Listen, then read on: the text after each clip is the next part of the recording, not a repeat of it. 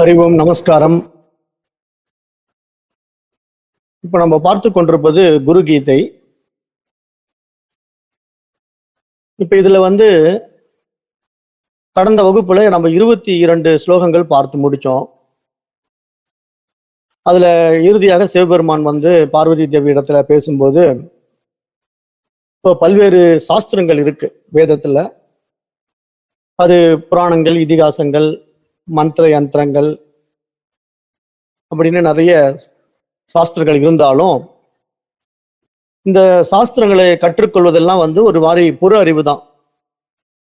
ஆனா இங்க நமக்கு உண்மையிலே தெரிய வேண்டியது என்ன அப்படின்னா அக அறிவு. அதாவது வெளியே நம்ம என்ன படிச்சாலும் அந்த படிப்பின் நோக்கம் அக அறிவை வெளிப்படுத்துவதாக இருக்கணும். அதை விட்டுட்டு நம்ம வெளி விவகாரத்துல எதையோ படிச்சுக்கிட்டு அதை நோக்கி போயிட்டே இருந்தா உள்ளிருந்து பிரகாசிக்கக்கூடிய அக அறிவு பிரகாசிக்க முடியாம போயிடும்.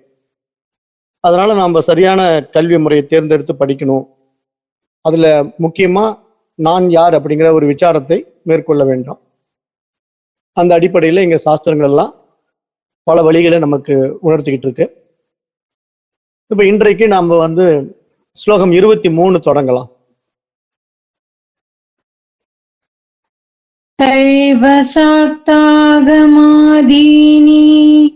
ஹ்யன்யே ச பகவோ மதாஹ அபப்ரம்சாஹ சமஸ்தானாம் ஜீவானாம் பிராந்த சேதசாம். சைவ சாக்தாகமாதீனி ஹ்யன்யே ச பகவோ மதாஹ அபப்ரம்சாஹ சமஸ்தானாம் ஜீவானாம் பிராந்த சேதசாம்.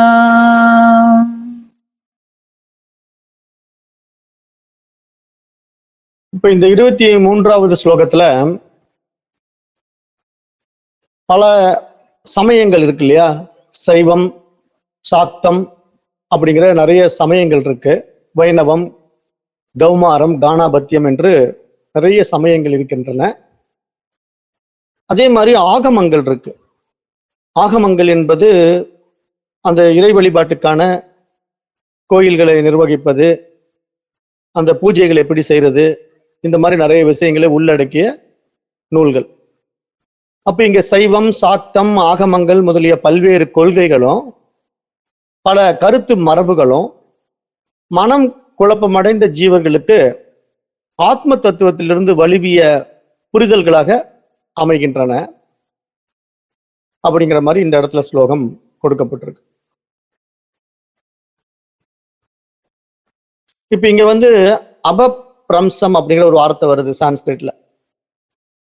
அதாவது முற்றிலும் தவறானது என்று அப்படி மொழிபெயர்ப்பதை காட்டிலும் அந்த மூல பரமார்த்தத்திலிருந்து வலிவிய புரிதல் என்று விளக்குவதாகவே இங்கு சரியாக புரிந்து கொள்ள வேண்டும்.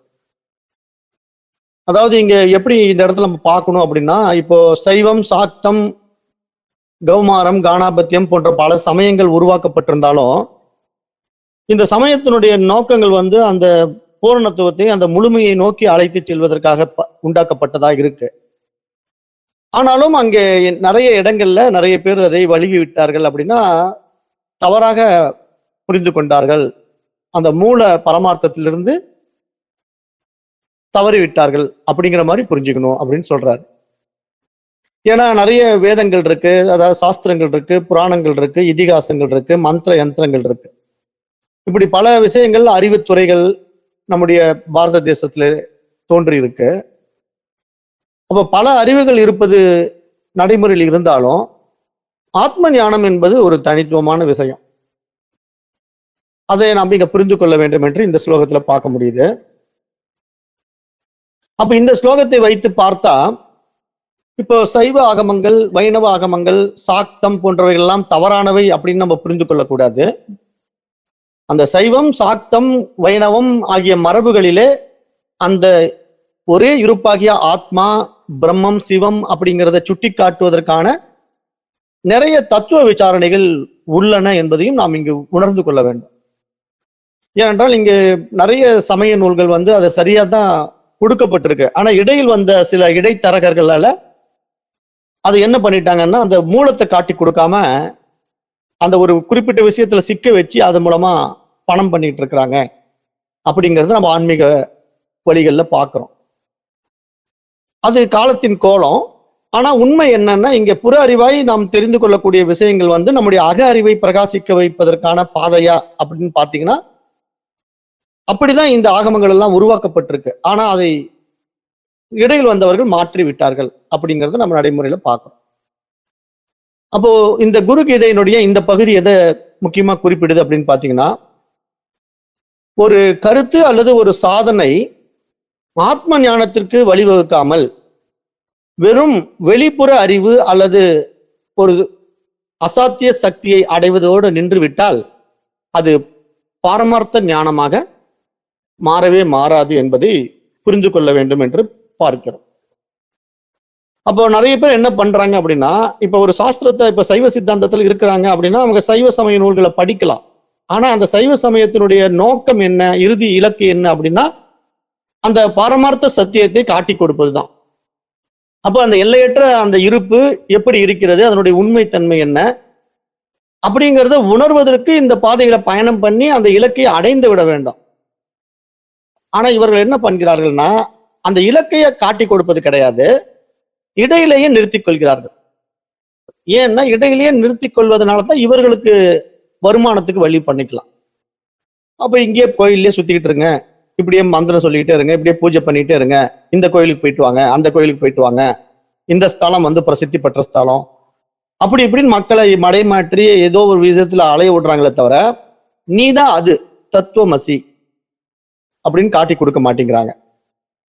ஆனா உண்மையில என்ன செய்யணும், நீதான் அது அப்படிங்கிறத காட்டி கொடுத்துட்டு அதுக்கான அடிப்படை விஷயங்களை சொல்லி கொடுக்கணும். அதை வந்து செய்யறது இல்லை அப்படிங்கிறத நம்ம இப்ப பாக்குறோம்.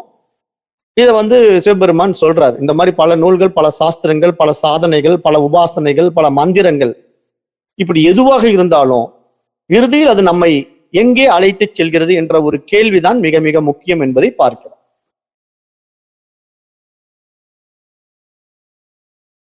அப்ப இங்க வந்து நான் யார் அப்படிங்கிற ஒரு கேள்விக்கு விடை தேடணும். ஆத்மானா என்ன, பிரம்மம்னா என்ன, ஜீவ ஈஸ்வர ஜகத்துக்கான தொடர்பு என்ன, இதுல அவித்யை எவ்வாறு நீங்கும், மோட்சம் எவ்வாறு கிடைக்கும் அப்படிங்கிற இந்த விசாரணையின் நிறைவு வந்து முழுமை அடையுமானால் அதுதான் அந்த சாஸ்திரத்தினுடைய மைய நோக்கமாக இருக்க வேண்டும். ஆனா இங்க அந்த மாதிரி சாஸ்திரங்கள் நடைமுறையில் சொல்லிக் கொடுக்கப்படுகிறதா அப்படின்னு பாத்தீங்கன்னா இல்லை. ஆனா உண்மையில் அந்த சாஸ்திரங்களுடைய நோக்கம் என்ன, அந்த இலக்கை அடைய வைக்க வேண்டும் என்பதற்காக உருவாக்கப்பட்டது. ஆனால் அதை அடைய வைக்காமல் சாதகர்களை தடம் மாற்றி அழைத்து செல்லுகின்ற சில மனிதர்களால் இந்த நிலை உருவாக்கப்பட்டிருக்கு என்பதை நம்ம பார்க்கிறோம். அப்ப இங்க இந்த இடத்துல என்ன புரிஞ்சுக்கணும்னா, பிராந்த சேதசாம் அப்படின்னா குழப்பமான மனசு. அப்ப இந்த குழப்பமான மனசு ஏன்னா, அந்த பரம்பொருளை நோக்கி செல்ல வேண்டிய மனம் வந்து இந்த வழிதான் உயர்ந்தது, இல்லை அந்த வழிதான் உயர்ந்தது, அல்லது என் தெய்வமே உயர்ந்தவர் அப்படின்னு ஒரு சில விஷயங்கள்ல பிரிவினைகளை உருவாக்கி கொண்டு அதுல சிக்கிக்கிறாங்க பாத்தீங்களா. அந்த இடத்துலதான் அவங்க மாட்டிக்கிட்டு இருக்காங்க அப்படிங்கிறத யார் உணர முடியும்?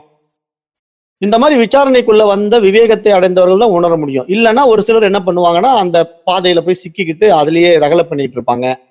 இப்ப நம்ம அப்படிதான் பாக்குறோம். இப்ப ஆன்மீகம் எல்லாம் எப்படி இருக்குன்னா, இப்ப சைவ சமயத்தை சேர்ந்தவர்கள் வந்து வைணவ சமயத்தை எதிர்ப்பாங்க, வைணவ சமயத்தை சேர்ந்தவங்க சைவ சமயத்தை எதிர்ப்பாங்க. அப்புறம் நிறைய மதங்கள் வந்துருச்சு இல்லையா. இப்போ இஸ்லாம் மதத்தை சேர்ந்தவன் கிறிஸ்டியானிட்டி எதிர்ப்பான், கிறிஸ்டியானிட்டி இஸ்லாமிய கொண்டுட்டு ஆடுவாங்க. அப்ப எங்க பார்த்தாலும் போர் நடக்குது.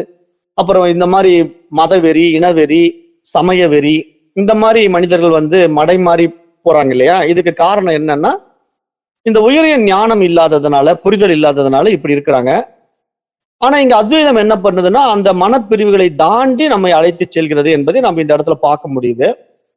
அதுதான் இங்க முண்டகோபனிடத்தினுடைய அடிப்படை விஷயமாக நாம நேற்று பார்த்தோம். பராவித்யா, அபராவித்யா என்ற 2 வித்தைகள் இருக்கு இல்லையா. அதுல அபராவித்யா வந்து இந்த மாதிரி வெளி விஷயங்கள்ல அடையக்கூடிய புற அறிவுகள். ஆனா பராவித்யா என்பது நான் அழிவற்ற பரம்பொருள் என்று நம்மை நாம் உணர்கின்ற அக அறிவு. அப்போ நம்ம இந்த அக அறிவுக்குள்ளதான் வரணும். அதுதான் இந்த குருகீதையினுடைய முக்கிய பகுதியாக நம்ம இங்க பாக்குறோம். அப்போ நீங்க வெளியிருந்து என்ன புற அறிவுகளை வேணா அடையுங்க, ஆனா அது அந்த ஒரே பரம அறிவை நோக்கி உங்களை அழைத்து செல்கிறதா என்பதை உறுதி செய்து கொள்ளுங்கள் அப்படின்னு தான் இங்க சாஸ்திரத்தை உருவாக்கப்பட்ட ரிஷிகள் சொல்றாங்க. சாஸ்திரத்தை உருவாக்கிய ரிஷிகள் இந்த சாஸ்திரத்தை நீ படிப்பதினால அந்த ஒரே அறிவாகிய பரம உண்மையை நோக்கி உன்னால் செல்ல முடியுமா, அதுதான் உன் இலக்கு என்று தெரிந்து கொண்டு இந்த சாஸ்திரத்தை நீ கற்றுக்கொள்கிறாயா என்பதை உறுதிப்படுத்திக் கொள் என்று சொல்றாங்க. அப்ப நம்ம அதையும் இங்க உறுதிப்படுத்திக்கணும். ஏன்னா நம்ம எதை வேணா படிக்கிறோம்ட்டு எப்படி வேணா படிச்சுக்கிட்டு அதுல போய் சிக்கிக்கிட்டு அப்படியே காலத்தை ஓட்டக்கூடாது. இப்ப நிறைய பேர் அப்படி சிக்கிக்கிட்டு இருக்காங்க. இப்ப ஆன்மீகம் அப்படின்னு எடுத்துக்கிட்டீங்கன்னா, இப்ப சாக்தம் அப்படின்னு ஒரு குழு இருக்கு. அதுல பாத்தீங்கன்னா இந்த அம்பாள் உபாசனை இருக்கு. அம்பாள் உபாசனையில நிறைய அதுல போய் மாட்டிக்கிட்டு தப்பு அதுல வந்து இந்த ஆண் பெண் உறவெல்லாம் அதுல கொண்டு வந்து இணைச்சிக்கிட்டு, அப்புறம் அதுல காமாக்கியான்னு ஒரு டெம்பிள் வேற நார்த் இந்தியாவில் இருக்கு. அது வந்து பெண் குறியையே அம்பாலா வச்சிருப்பாங்க. அந்த அதெல்லாம் என்னன்னா ஒரு வரலாற்றுல புராணங்கள்ல சொல்லப்பட்ட கதை. அதாவது அம்பாள் வந்து உடம்பு அப்படி செதறும் போது அந்த பெண் குறி விழுந்த இடம் தான் அந்த காமாக்கியா கோயில். அப்புறம் கை விழுந்த இடம் வேற கோயில், கால் விழுந்த இடம் வேற கோயில்ட்டு இந்த மாதிரி அந்த தேவியினுடைய ஸ்தலங்களை வந்து எத்தனையோ பீடங்களாக உருவாக்கி வச்சிருக்காங்க. இதெல்லாம் புராணங்களுடைய அடிப்படையில உருவாக்கப்பட்டது. அப்ப இதுல அம்பாள் வழிபாடு பண்ற ஒரு கூட்டம் என்ன பண்ணுதுன்னா, காமாக்கியா அப்படின்னா அந்த அம்பாளுடைய குறி விழுந்திருக்கிற இடம் தான் அப்படின்னு சொல்லி அதுல போய் கும்பிட்டுக்கிட்டு, அப்புறம் அதுல வந்து ஆண் பெண் உறவை இம்பார்ட்டன்ஸ் கொடுத்துக்கிட்டு, அதுதான் ஆனந்தம் அப்படின்னு ஒரு கூட்டம் வந்து செக்ஸ்லயே வந்து கடவுளை பாக்குறேன், காமத்திலிருந்து கடவுளை தேடி அப்படின்னு ஒரு கூட்டம் ஓடுது. அப்புறம் இன்னொரு கூட்டம் என்ன பண்ணுதுன்னா, வடநாட்டுல அகோரிகள் அப்படிங்கிற பேர்ல எல்லாத்தையும் அவுத்து போட்டுட்டு ட்ரெஸ்ஸே இல்லாம அப்படியே ஒரு மதப்புல தெரியுதுங்க. அது எல்லாம் கஞ்சா யூஸ் பண்ணுதுங்க, பூரா கஞ்சா. அதுல வந்து ஆண் பெண் 2 பேருமே இருக்கிறாங்க. அப்படி ஒரு போதை, எல்லாம் கஞ்சாவை குடிச்சுக்கிட்டு இந்த ஆணும் அப்படியே அந்த போதையில் அப்படியே தான் சிவமாக மாறிட்ட மாதிரி மயங்கிட்டு இருக்கிறான். அவங்ககிட்ட கஞ்சா வாங்கி இவ குடிச்சிட்டு இவனும் சிவம் மாதிரி மாறிட்டதா அப்படியே மயங்கிட்டு இருக்காங்க. 2 பேர் அப்படியே முத்தம் கொடுத்துட்டு கட்டி பிடிச்சிட்டு எல்லாம் இருக்கிறத நம்ம யூடியூப்ல பார்க்க முடியும். ஏன்னா நீங்க வந்து போய் வடநாட்டுல இந்த மாதிரி கூத்தெல்லாம் நடந்துட்டு இருக்கு. ஏன்னா இதெல்லாம் வந்து ஆன்மீகம் அப்படிங்கிற மாதிரி மக்கள் புரிந்து கொண்டு இப்படி தடம் மாறி போய்கொண்டிருக்கிறார்கள் இல்லையா. இது வந்து ஆன்மீகம் கிடையாது. ஏன்னா இதெல்லாம் புரியல. கடவுள் யாருன்னு தெரியல, இறைவன் எப்படிப்பட்டவன் தெரியல, சமயங்கள் தெரியல, சாஸ்திரங்கள் தெரியல, எதுவுமே ஒழுங்கா தெரிஞ்சுக்கல. எவனோ ஒருத்தன் பண்றான், அதை பார்த்து நானும் பண்றேன் அப்படின்ட்டு அவன் பின்னாடி போய் அழிஞ்சு போற கூட்டம் தான் அதிகமா இருக்கு. அதுல வந்து 2 பேர் இப்ப நாட்டுல ரொம்ப அக்கிரமும் அதிகமாயிடுச்சு. அது ஆன்மீகமும் மருத்துவமும் தான். இப்போ ஆன்மீகத்திலையும் ஏகப்பட்ட போலிகள், மருத்துவத்திலையும் ஏகப்பட்ட போலிகள். இது 2 தான் பணம் பண்றதுக்கு சரியான இடம். வேற எதுலையுமே நீங்க பெருசா சம்பாதிக்க முடியாது. ஆன்மீகத்துக்கு போயிட்டா நிறைய போலி விஷயங்கள் மக்கள் கிட்ட கொடுத்து கோடியா சம்பாதிச்சு கோடீஸ்வரன் ஆயிடலாம். அதே மாதிரி மருத்துவம்னு போயிட்டீங்கன்னா இல்லாததெல்லாம் இருக்குன்னு சொல்லி பணம் சம்பாதிச்சு கோடீஸ்வரன் ஆயிடலாம். ஏன்னா உங்களுக்கு தெரிய போறது இல்லை. உங்களுக்கு வந்து இல்லாத நோய் இருக்குன்னு ஒரு மிஷின் சொல்லிடுச்சுன்னா நீங்க நம்புறீங்க இல்லையா. அப்ப நீங்க அந்த நோய்க்கான மருத்துவத்தை எடுக்கணும், அதுக்கான மருந்துகளை வாங்கி சாப்பிடணும். அப்ப நீங்க அந்த நோயாளியா மாறி அதுல ஏகப்பட்ட பணத்தை இழந்துருவீங்க. அதுதான் நம்முடைய போலி வாழ்க்கையை இந்த உலகம் உண்டாக்கி வச்சிருக்கு. அதுக்கு பெரியவங்க அந்த காலத்திலேயே நமக்கு எச்சரிக்கை பண்ணாங்க, நோயற்ற வாழ்வு குறைவற்ற செல்வம். அப்ப நம்ம நோய் இல்லாம வாழ்ந்தாலே நமக்கு காசு செலவாகாது. ஆனா நம்ம என்ன பண்ணிட்டோம், ஏகப்பட்ட நோயை உருவாக்கிக்கிட்டு ஆஸ்பத்திரி அலைஞ்சிட்டு ஒவ்வொரு டாக்டர்கிட்டையும் போய் பல அமௌண்ட்டை கட்டிட்டு பல மிஷின்ல கொண்டு போய் ஸ்கேன் பண்ணிட்டு அப்புறம் அதுல இன்சூரன்ஸ் வேற போட்டுக்கிட்டு இன்சூரன்ஸுக்கும் பணத்தை கட்டிக்கிட்டு வாழ்க்கையே அப்படியே எவ்வளவு டென்ஷனா போகுது பாத்தீங்களா. இதெல்லாம் என்ன காரணம்? அடிப்படையான ஒரு விஷயம்தான், அறியாமை தான் காரணம். அறிவு இல்லாம வாழ்ந்துட்டு இருக்கோம். அதை சாஸ்திரம் சொல்லுது. ஏன்னா இந்த மாதிரி மனிதர்கள் புற அறிவுகளில் நாட்டம் வைக்கிறார்கள், அதில் சிக்கிக் கொள்கிறார்கள். ஆனால் இவர்கள் தான் அறிய விரும்புகின்ற சாஸ்திரத்தின் பரம நோக்கத்தை குருவின் வழிகாட்டுதல் மூலமாகத்தான் அறிய முடியும் என்பதை இங்கு சிவபெருமான் சுட்டி காட்டுகிறார் அப்படிங்கிறது இந்த இடத்துல பார்க்கிறோம். ஏன்னா இங்க வந்து வேதம் தன்னுடைய இறுதி உண்மையை எப்படி நிலைநாட்டுது அப்படின்னா, அந்த எல்லா அறிவையும் அறிந்து கொண்டிருக்கின்ற ஒரு அறிவு இருக்குப்பா, அந்த அறிவு யார் என்று உனக்கு தெரியுமான்னு கேட்குது.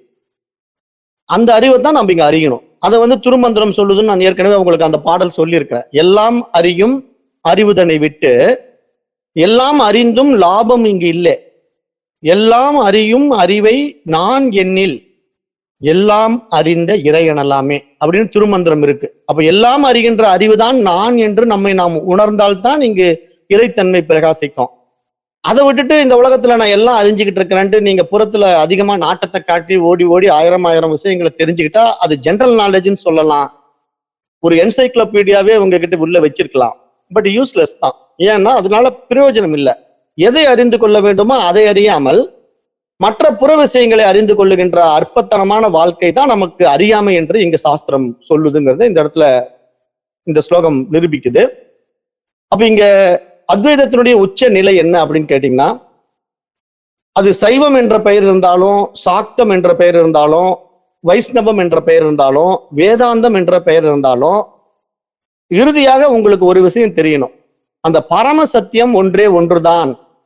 அந்த இடத்திற்கு இந்த நூல் நம்மை அழைத்து செல்லுமா, இந்த சாஸ்திரம் நம்மை அழைத்து செல்லுமா அப்படிங்கிற ஒரு கேள்வியை கேட்டுட்டு நீங்க அந்த பாடத்தை படிங்க அப்படிங்கறது இந்த இடத்துல சுட்டி காட்டுறாங்க.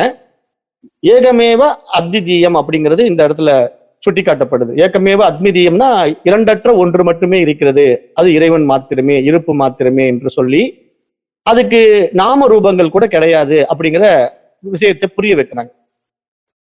அப்ப அப்படிதான் இறைத்தன்மை இங்கு ஒன்றாக இருக்கிறதே தவிர, உணர்வின் அடிப்படையில இறைத்தன்மை ஒன்றாக இருக்கிறதே தவிர, உடலின் அடிப்படையில ஒரு ஆண் பெண் கூடி ஒன்றாகுவதை சிவபெருமானும் பார்வதியும் சேர்ந்துட்டாங்க அப்படிங்கிற மாதிரி தப்பு தப்பா வாழ்ற வாழ்க்கை கிடையாதுங்கிறத நல்லா புரிஞ்சுக்கணும். ஏன்னா அப்படிதான் ஒரு கூட்டம் வாழுது. அதாவது இந்த மாதிரி ஆன்மீகம்ங்கிற போர்வையில, அதாவது இல்லீகல் செக்ஸ், திருமணம் பண்ணிக்கிறது இல்லை, ஆனா இறைவனை நான் அடையிறேன், அதனால இவ பார்வதி, நான் சிவபெருமான் அப்படின்ட்டு இவங்க ரெண்டு பேரும் இப்படி ஒரு வாழ்க்கைய இல்லீகல் கான்டாக்ட்ல வாழ்ந்து அதுக்கு பேர் சாக்தம்னு வேற பேர் வச்சுக்கிறாங்க. அதுல நிறைய ஆண்கள் எல்லாம் பெண் மாதிரியே ஆட்டிடியூடுக்கும் வந்துடுறாங்க. அதுல போறவங்க எல்லாம் பாத்தீங்கன்னா மேக்சிமம் இந்த லேடிஸுடைய ஆட்டிடியூட் எல்லாம் வந்துடும். அதை ரொம்ப தேவி உபாசனை பண்றவங்க எல்லாம் பாத்தீங்கன்னா அப்படி நடக்கும்போதே இடுப்பு ஆட்டி ஆட்டி நடப்பான், கை ஒரு மாதிரி ரைட் சைட்ல வச்சுக்கிட்டு நடப்பான். இதெல்லாம் என்ன கேரக்டர்னா அந்த 9 மாதிரி கேரக்டர் ஆயிடும். ஏன்னா அப்படி ஒரு தீவிர ஈடுபாடு அதுல. ஆனா அவன் ஆம்பளை தான், பட் இந்த ஈடுபாடுல அப்படி ஆயிட்டான். இது மாதிரி ஒரு விஷயம் எல்லாம் பண்றது நிறைய போகுது இல்லையா, இதெல்லாம் அஜ்ஞானம். அதனால இந்த இடத்துல புரிஞ்சுக்குங்க அப்படின்னு சொல்றாரு. ஸ்லோகம் 24மா. ஜபஸ்தபோ விரதம் தீர்த்தம் யஜ்ஞோதானம் ததைவ ச குரு தத்வமவிஜ்ஞாய சர்வம் வியர்த்தம் பவேத் ப்ரியே. ஜபஸ்தபோ விரதம் தீர்த்தம் யஜ்ஞோதானம் ததைவ ச குரு தத்வமவிஜ்ஞாய சர்வம் வியர்த்தம் பவேத் ப்ரியே.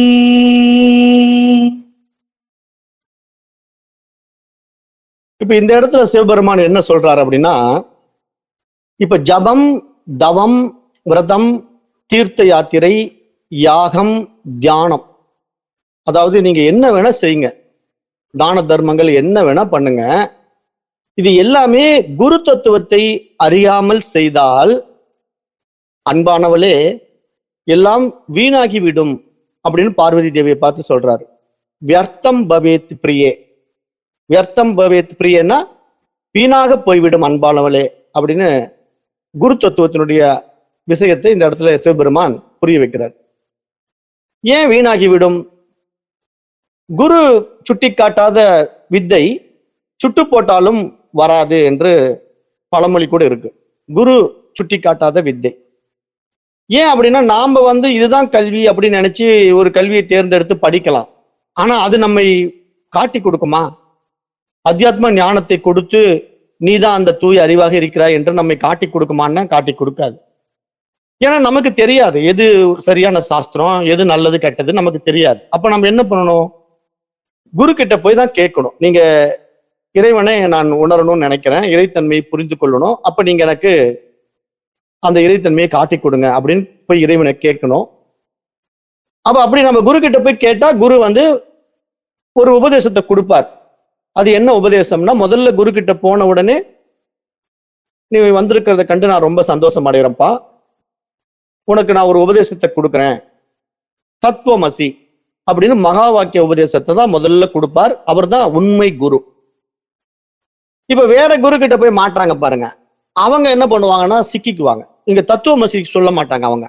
அவங்க என்ன பண்ணுவாங்கன்னா, இத பாருங்க, கடவுள் இப்படி இருக்காரு, இதை வழிபாடு பண்ணு, இந்த உருவத்தை எடுத்துக்கோ, இந்த காளி உபாசனை பண்ணினா உனக்கு அப்படி நடக்கும், இந்த தேவி உபாசனை பண்ணா இப்படி நடக்கும், இந்த லிங்கத்தை பிடிச்சி கட்டிக்கிட்டீங்கன்னா அப்படி நடக்கும். அப்படி ஏதாவது ஒரு புருடா விட்டு அதை வச்சு அந்த உருவ வழிபாட்டுல ஆர்வத்தை காட்டி அதுலயே மாணவர்களை மயக்கி அதன் மூலமா சில மந்திரங்கள் ஜபதபங்கள் எல்லாம் சொல்லி கொடுத்து அதுல அவங்களை வச்சு என்னென்ன பண்ண முடியுமோ அதெல்லாம் பண்ணி காலத்தை ஓட்டி வீணாக்கிடுவாங்க.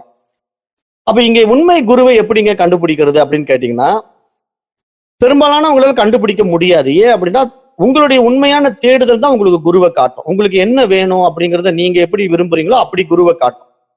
ஏன்னா உங்க மனம் தானே இங்க குருவா வரப்போகுது. விஷயம் என்னன்னா, குரு அப்படிங்கிறவர் எங்கேயோ வெளியே இல்லை, உங்களுக்குள்ளதான் இருக்காரு. அவர் அக அறிவா உங்ககிட்ட இருக்காரு. இப்போ எப்படி இதை நம்ம புரிஞ்சுக்கலாம்னா, நடைமுறை கல்வியோட தான் நான் உங்களுக்கு புரிய வைக்க முடியும். ஏன்னா சாஸ்திரம் உங்களுக்கு டைரக்டா உங்களுக்கு அத்வைத வேதாந்தம் நேரடியா கிடைக்க மாட்டேங்குதே, என்ன காரணம்?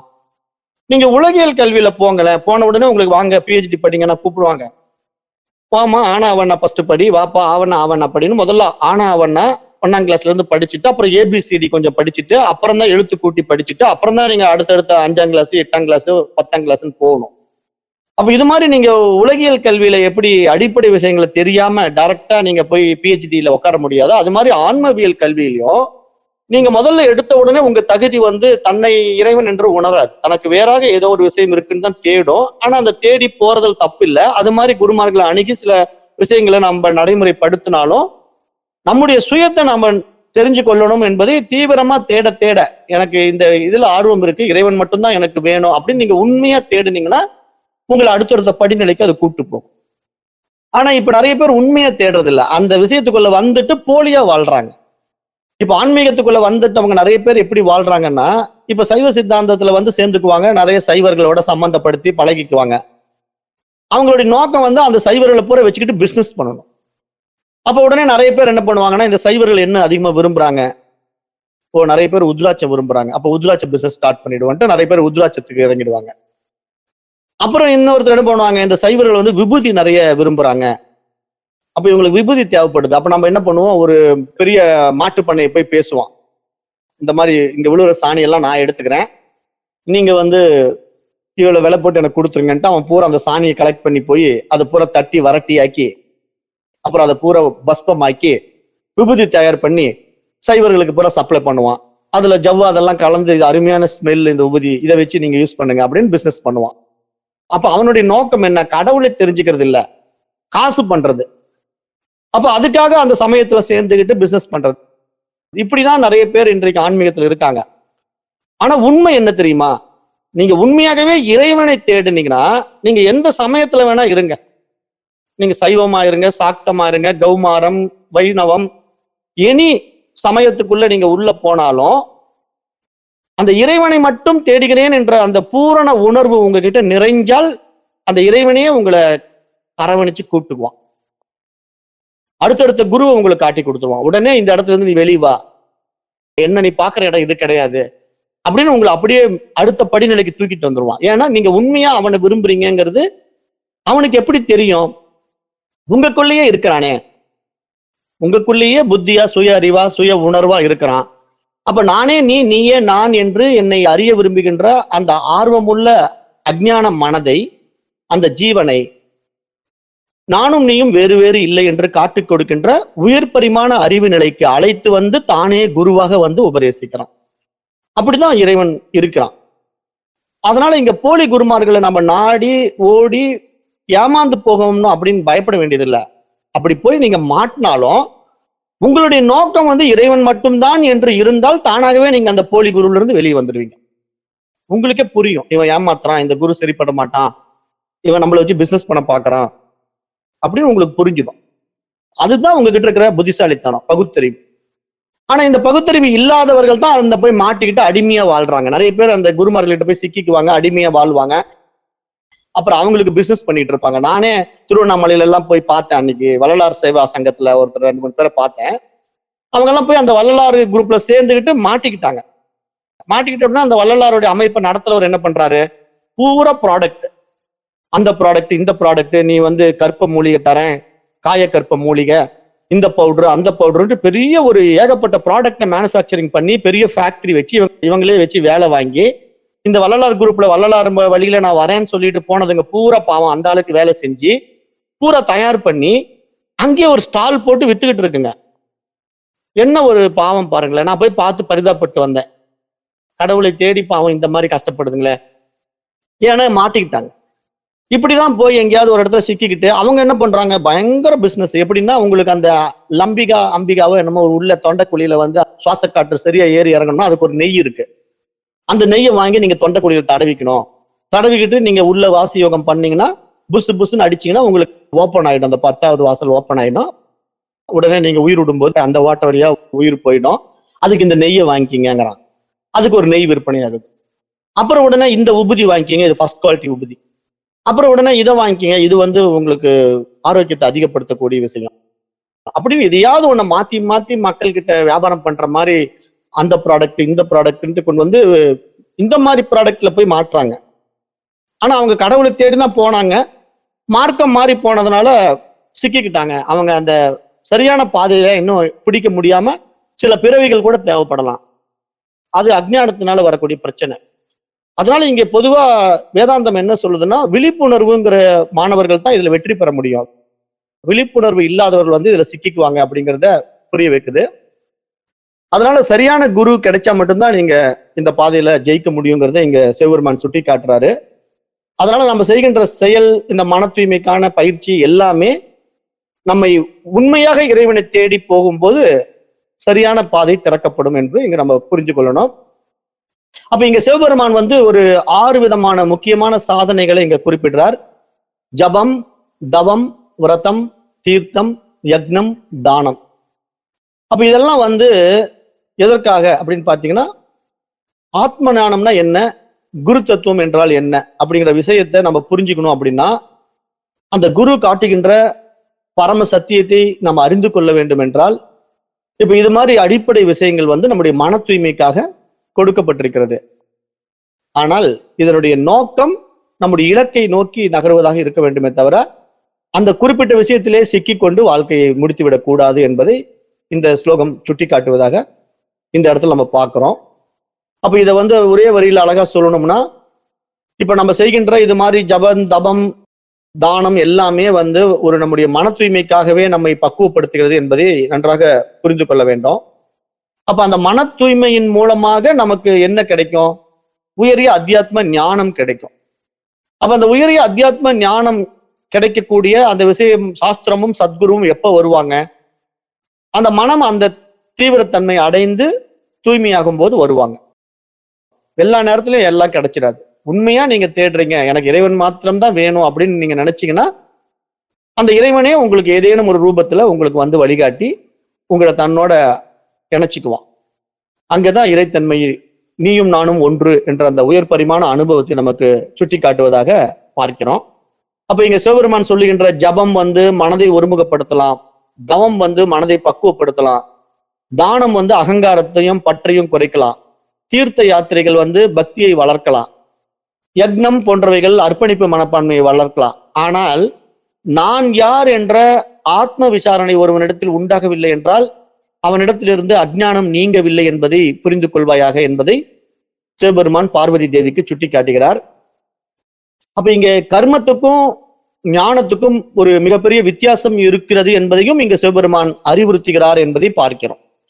ஏன்னா கர்மம் எதற்காக, உண்மையில் நம்ம அடைய வேண்டிய இலக்கு என்ன, இது ரெண்டும் நமக்கு சரியா புரியணும். நம்ம அடைய வேண்டிய இலக்கு ஞானம். ஆனா இந்த ஞானம் நேரடியாக கிடைக்காது, அதற்கு பேசிக்கா கர்மம் தேவை. ஆனா அந்த கர்மம் என்ன செய்கிறது என்று பார்த்தால் நம்முடைய மனதை தூய்மைப்படுத்துகிறது, சுத்தப்படுத்துகிறது என்று புரிந்து கொள்ள வேண்டும். அப்ப இந்த மனதை தூய்மைப்படுத்தி கொண்டு அந்த உயர் பரிமாண ஞானத்தை ஒரு சாதகன் அடைந்து விட்டான் என்றால் அவனுக்கு அடுத்தது என்ன கிடைக்குதுன்னு பாத்தீங்கன்னா, அந்த ஞானம் வந்து அவனுடைய அறியாமையை போக்குகிறது என்று இங்க புரிய வந்துடும். அப்போ இங்க ஞானத்தினால் அவனுடைய அறியாமை அழிக்கப்பட்டால் மறு வினாடி அவனுடைய உண்மை தன்மை என்ன, அறிவு என்பதை அவன் உணர்வான். அப்ப நானே அந்த தூய அறிவு என்பதை தன்னுள் உணர்வான். அப்ப அந்த உயர்ந்த பரிமாணத்தை நோக்கி நம்மை நகர்த்துவதுதான் இங்கு சாஸ்திரங்களுடைய சாரம். அந்த சாஸ்திரத்தை சரியா புரிந்து கொண்டு கற்றுக்கொள்ள வேண்டும். அதற்கான சரியான குருமார்களை அணுக வேண்டும். தன்னை காட்டிக் கொடுக்கின்ற, இறைவனை காட்டிக் கொடுக்கின்ற உண்மையான குரு நமக்கு கிடைக்க வேண்டுமானால் நாம் உண்மையாக இறைவனை தேட வேண்டும். இந்த அடிப்படை உண்மையை நாம் புரிந்து கொள்ள வேண்டும் என்று இந்த ஸ்லோகம் நமக்கு சுட்டி காட்டுது. இப்போ ஒரு உதாரணத்தோட நம்ம இதை நிறைவு செய்வோம், நேரமும் இல்லை. ஒரு ரூம் இருக்கு, அந்த ரூம் வந்து ரொம்ப இருட்டா இருக்கு.